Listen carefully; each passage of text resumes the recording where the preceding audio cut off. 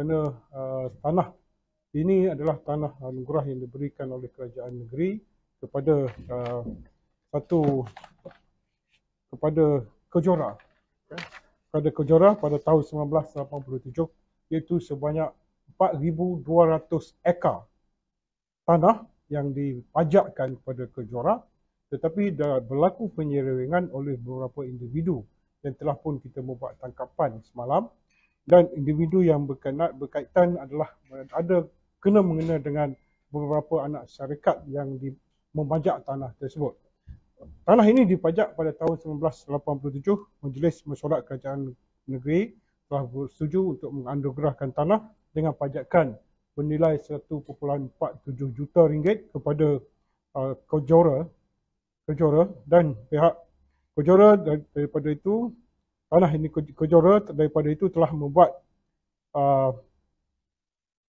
pajak tanah ini diusahakan dan diberi pajakan kepada satu lagi anak syarikat koperasi, yang koperasi ini pun telah dibubarkan dia punya pendaftarannya.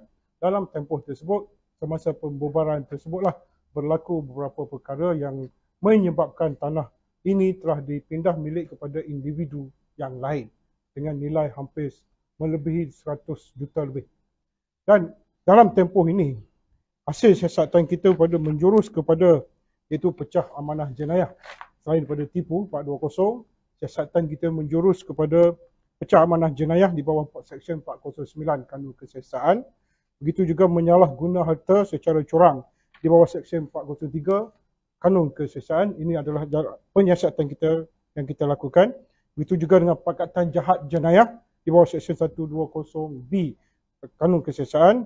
Seterusnya menyubahati suatu kesalahan sebagaimana yang ditakrifkan di bawah Seksyen 107 Kanun Kesiasaan.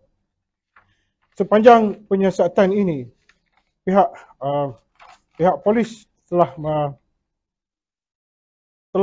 membuat siasatan, iaitu kita memanggil 28 orang saksi terdiri daripada pengarah syarikat, setiausaha syarikat, peguam, pelikuidasi, pegawai pejabat tanah dan galian negeri dan pegawai agensi badan berkanun berkenaan telah dipanggil untuk memberi keterangan kepada pasukan siasatan dari Jabatan Siasatan Jenayah Komersial Bukit Aman.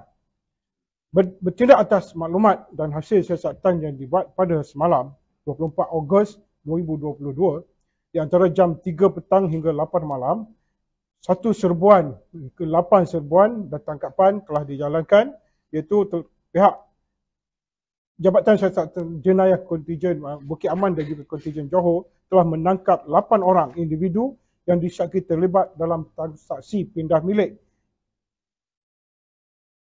dan bagi membantu siasatan. Tangkapan dibuat di negeri Johor dan juga di Kuala Lumpur dan Selangor. Semasa mereka hadir memberi keterangan, kesemua tangkapan merupakan satu lelaki warga tempatan berumur di kurungan 46 tahun hingga 75 tahun. Kesemua suspek berperanan sebagai ahli lembaga pengarah koperasi dan pegawai pejabat tanah yang bertanggungjawab pada ketika itu.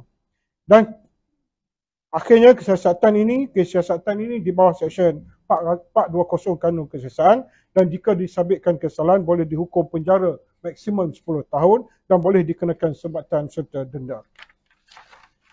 Dan inilah salah satu hasil siasatan yang dijalankan oleh pihak JSJK Bukit Aman, yang mana telah bekerjasama dengan pihak JSJK IPK Johor untuk mengambil tindakan terhadap penyelewengan yang dilakukan oleh mereka kepada tanah yang digunakan oleh kerajaan negeri kepada pihak Kejora. Okay.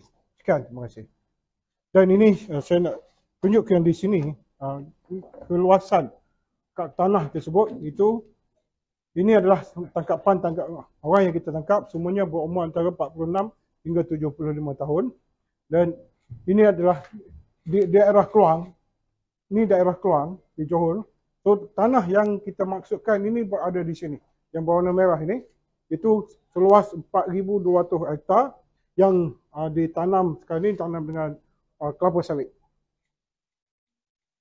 Dan patutnya tanah ini hak milik Kejora, tapi telah disalahguna ataupun manipulasikan, dilakukan penyelewengan oleh individu-individu yang kita saksi yang kita tahan semalam dan menyebabkan tanah seluas 4,200 ekar tersebut telah berpindah milik kepada individu yang lain.